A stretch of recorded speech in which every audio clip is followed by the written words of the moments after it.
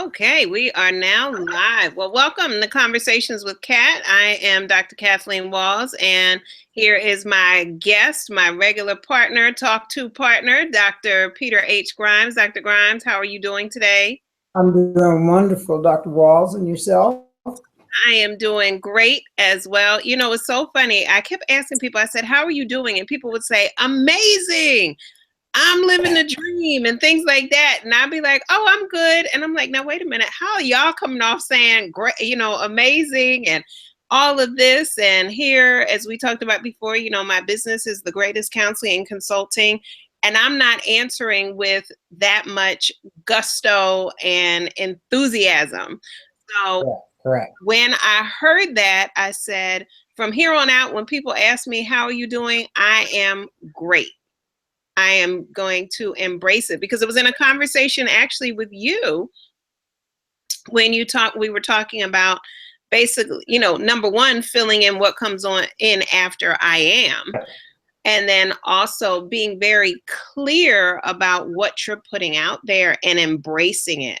And if you're saying this is who you are, then be that. And so I said, you know what? I always talk about live your greatest life. And if you're going to live your greatest life, the root part of greatest is great. So I have to start out with being great. So I am great. I like that. I like that. All right. So go ahead and say it again. I said, I will accept that. Okay. All right, coach. I will, and I accept it from you accepting it. All right. So we're good. All right. So let's talk to the people today. And what is it that you would like to talk about? Well, I think sometimes we look at when we reach the top of our pinnacle, to go out and do it again, sometimes we have to go back and review what our goals actually are. And I had an extraordinary experience this past weekend, because I had the chance of going out and working with Alabama State University in their indoor track and field conference championship. The coach says, Dr. Grimes, would you share a few words with us? Mm-hmm. Because a lot of the kids don't know me. We have a brand new group of kids, 90% freshmen. So I shared a few words, and I went around what I call my outer circle of, intention, looking at faith, looking at visualization, and looking at vibration. And they said, well, what's vibration? I said, all of those positive things that you surround yourself with, that, that resonate both within you and around you. I said, from people to places to music, everything. And then we went and I started talking about action steps, being positive and working in those action steps as if it has already happened. And so then I said, in giving gratitude for things, being grateful for what you have in the past, the present, and now looking at the future. So every time I go out, I have to reassess what I'm doing and why I'm doing it, and getting rid of some of the interferences that may be coming along the way. Like I lost my voice on the plane. That didn't stop me. I said, if everybody can hear me, I'm going to whisper as loud as I can, and we're going to go from there. But, I didn't let that stop me. I knew that, okay, I'm going to have to get as much rest as possible. And I reassessed that. That was something that I didn't have control of. And I said, well, we need to get through this. I need to uplift them. They need to feel more than just coming from me, but they need to hear me, and they need to, get the physical aspect as well. Yes. I had an extraordinary time connecting with many of them. You really think I can do this? I said, I only work with champions. That's right. So I believe that you're a champion. So let's work together to get you where you need to be. And so, the coach came back and said, we had 7 lifetime bests the first day, and some of them came back the second day and even ran faster than the first day, which was extraordinary. Wow. Yeah. A lot of upscoring. Look at that. So that was the first part, just reassessing what the goals are.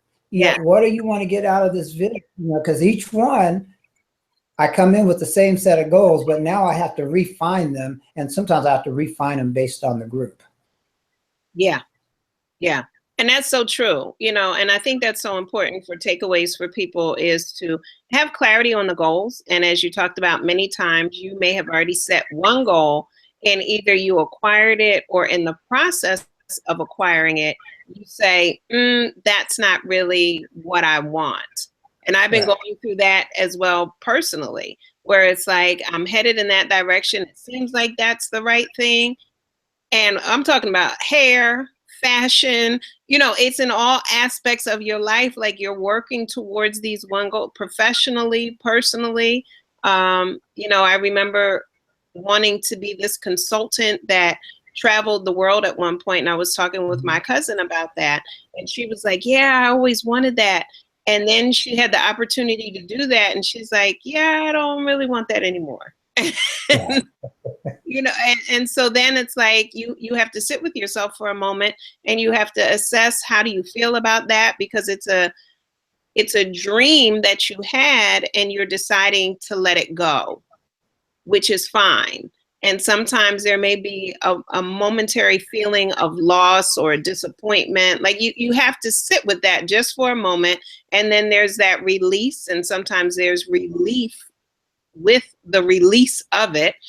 And then there's the reclaim or the claiming of a new goal. What direction am I headed in now? And then get that clarity and start moving in that direction. And so when I think about, even as you're talking about this track team that you work with, well, here were my goals before, whatever their times were that they were running, however they were jumping. And then it's like, okay, well, now here's your new goal, because you've met that already. And in your case, what you're saying in this past week, not only did you meet it, but you exceeded it. So now what? Do you go to hit that again, or do you go even further? And so you have to have that real talk with yourself, but then you also have to have that real talk with a coach or a mentor or someone that can help you get to that quote unquote next level or those next levels.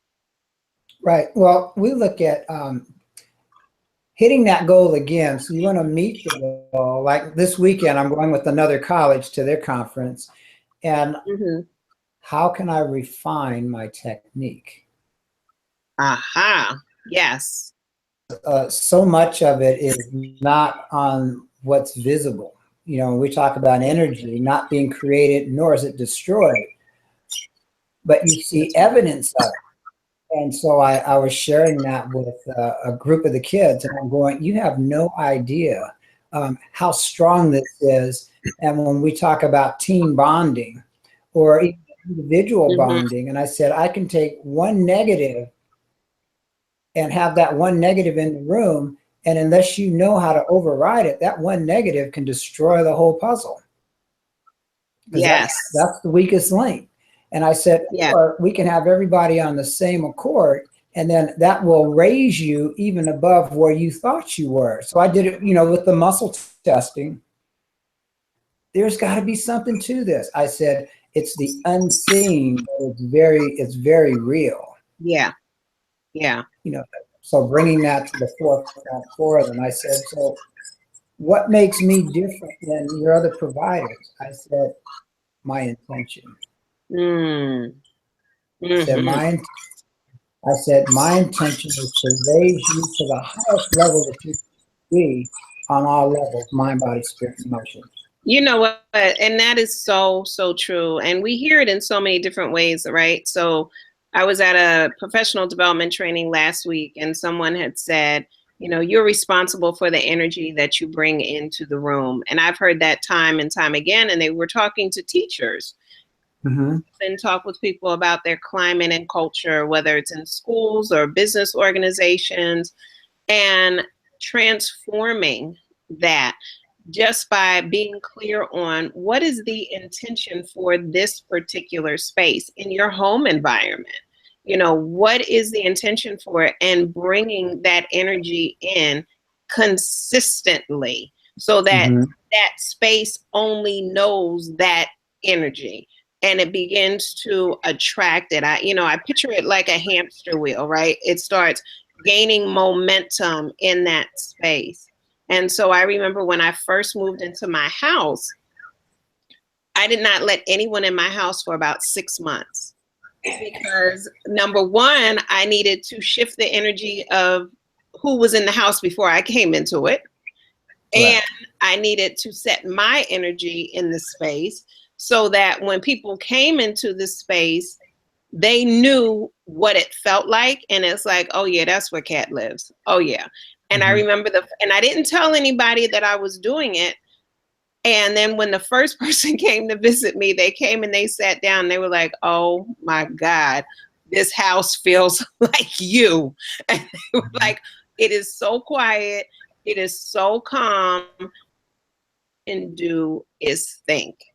And it was like, yeah, that's my house. And some people came and they were like, I can't take it because all I hear is my thoughts. And they've never come back again.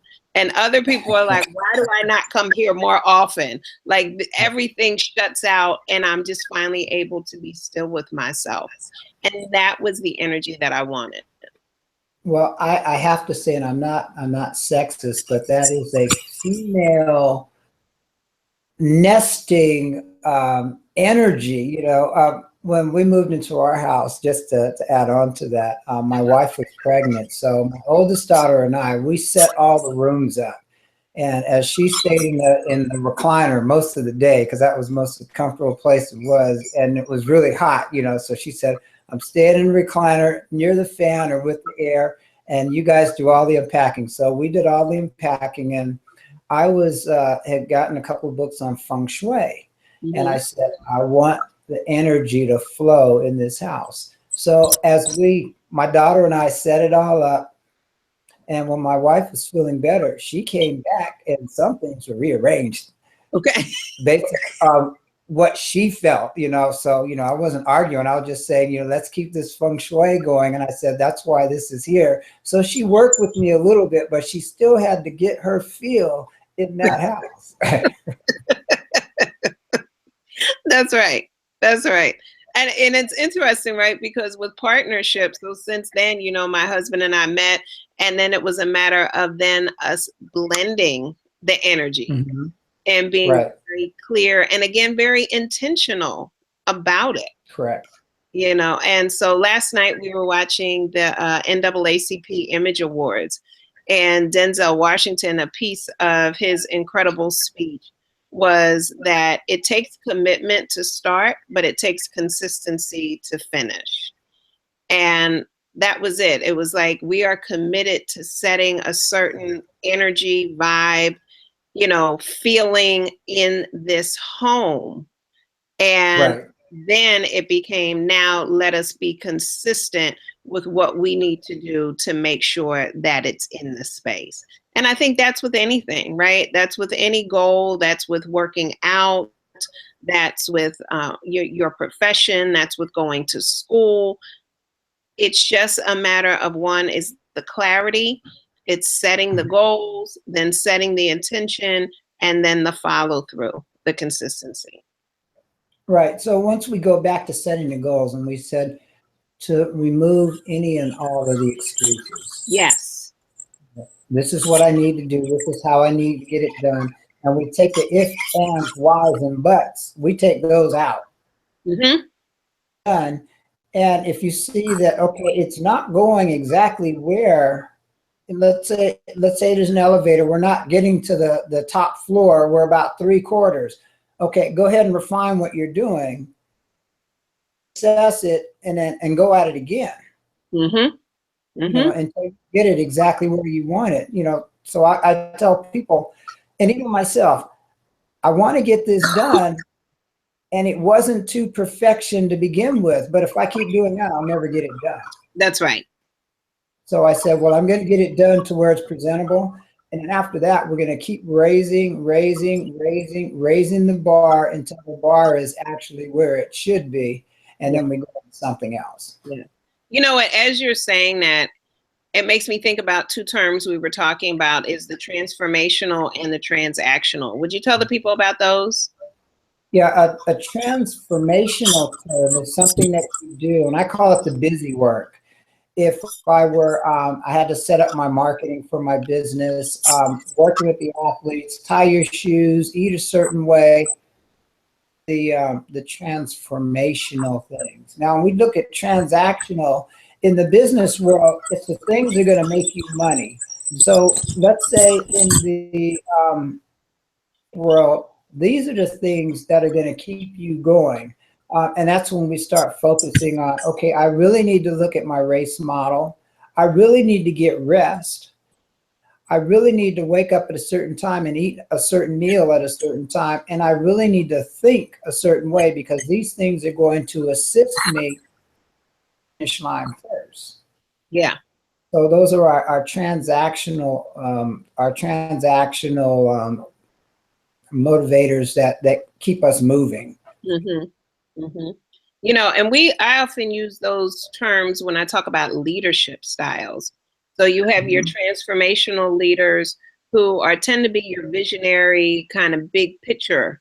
And then you have your transactional leaders, which tend to be more detail oriented, right? They're the ones that create the action steps to get to the vision. And so I think those are definitely two important terms when people are talking about goal setting, when they're talking about leading their life for a change. All of those things, we have to identify what are those transactional items and what are those transformational items. Right. And, excuse me. And when you look at it, you could say, well, my boss, if you're in a position where you have a boss, is the transactional person. They had the big vision. Mm-hmm. And for them to reach that vision, they had to employment for all the transformational duties. Right. Right. These are all the ones that are going to help us to get there. And I can't do it all. So I need to hire somebody to do those things. That's right. That's right. Very much so. You have to have those people who are going to do those action steps, and then you have to get to the big vision. Mm-hmm. And it's very important to get clear on that.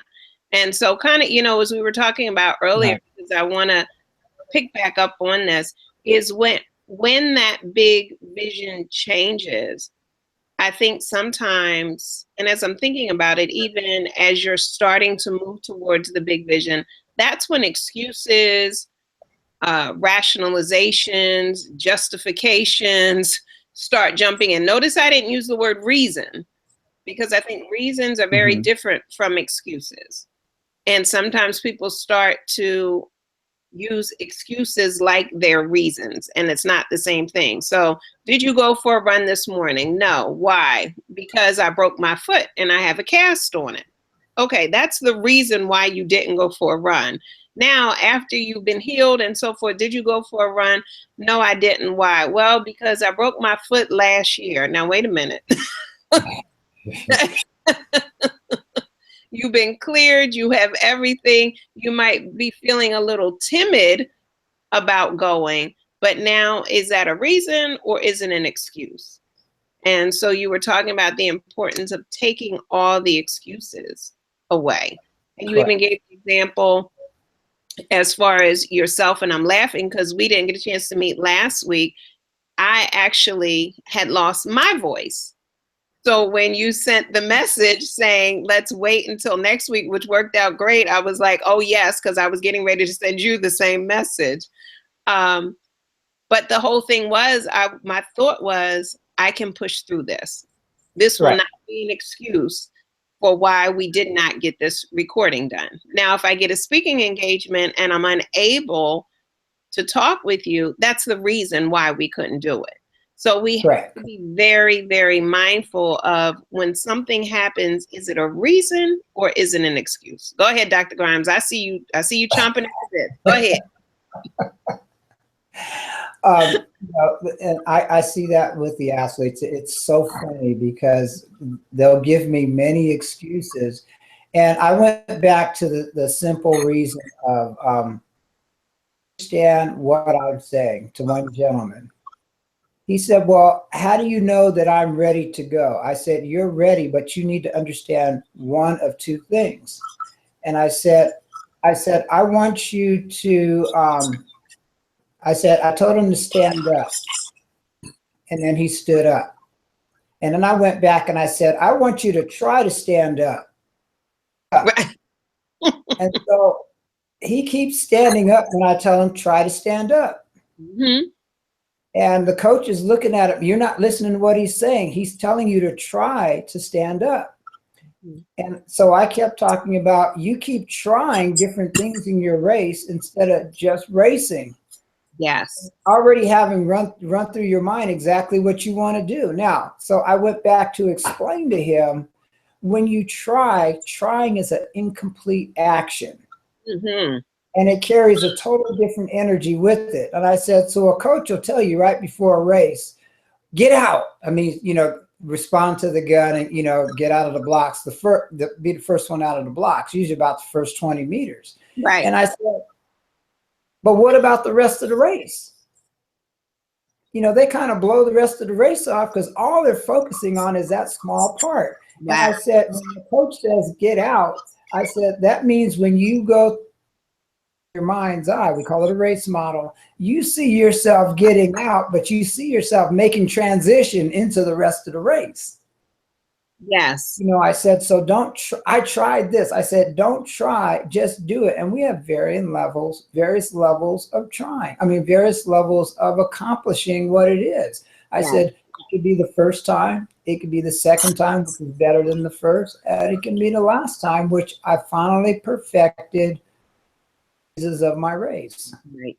It's so funny, for the first time ever, and I had to keep from cutting you off because it was like, oh, there was this moment when you were talking about trying where I saw it literally as a block in the process. And so it's like, you're doing, now you're trying. Correct. You're doing, now you're trying. And so while you're doing, you're constantly rising, but the moment you start trying, it stops going up. Correct. I agree with you.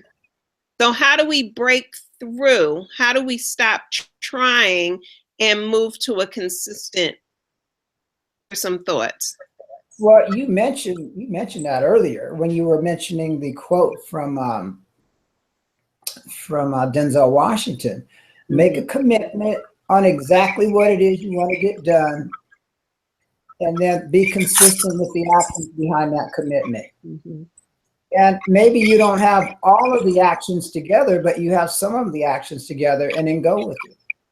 Yeah, and I think the other piece is also what you mentioned earlier, was this idea of do it again, right? Build it so that it becomes habitual. Create the habit of excellence. And so you're doing it. So it becomes automatic and it becomes rote. And it's funny because I was thinking about that as I'm getting ready to start a new exercise regime today. And I was like, okay, now am I going to do something new or will I do something old? And I always play older sister. We've had this going on for about 20 some years, where she will pick the same exercises, do them, and break them down into the smallest pieces possible. Me, on the other hand, and all of my Gemini energy will be like, I want to do this. I want to do this. I'm going to try this. I'm going to try this. Right. And for her, consistency is key. And for me, the flexibility and the variety is enjoyable. And now that I'm a little older, and she's about 8 years older than I am, I was like, oh, okay, I get it. So I need to pick these, work them out, and get them to the point where I don't have to not necessarily think about what I'm doing, but then I can focus on the muscles and the training and so forth, because there's a piece of it that I already know, instead of trying to learn it all and do it all at the same time. Correct. I agree with you. Yeah. So I think that's part of, right? So again, using the analogy of the doing, trying, doing, trying. that once you have a certain piece of it memorized, it becomes automatic that you're constantly doing. Right, because it comes back into a level of programming. You will program, and you, whatever you want to put into that program, you're the author, you're the creator, so you can do whatever you want. So program, and then reassess the program, and then program again. Yes. You keep reassessing it, it gets bigger and better. And I think that's it. I think that's it. So, you know, believe it or not, you know, our time together always goes by so fast. So let's see. Let's give the people some takeaways for today. Thinking of the programming, I'm thinking of the reassessing of the goals. Sometimes it's also a matter of recreating new goals, making sure that you are committed to them, and then being consistent with achieving them. So those are kind of my takeaways for today. How about you? I agree with you, but I'm going to tell them to trim the fat. Okay, what's that mean? That means all of the negative and the anything that's interfering, it's not allowing you to move forward, move it to the side. All right.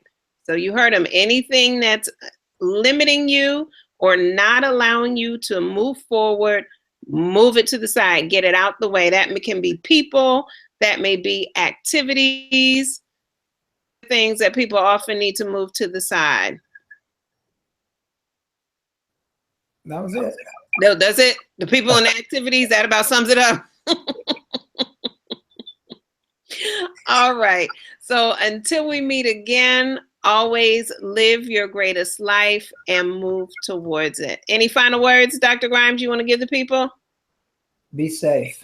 All right. And be safe. God bless. We'll see you again real soon. Okay.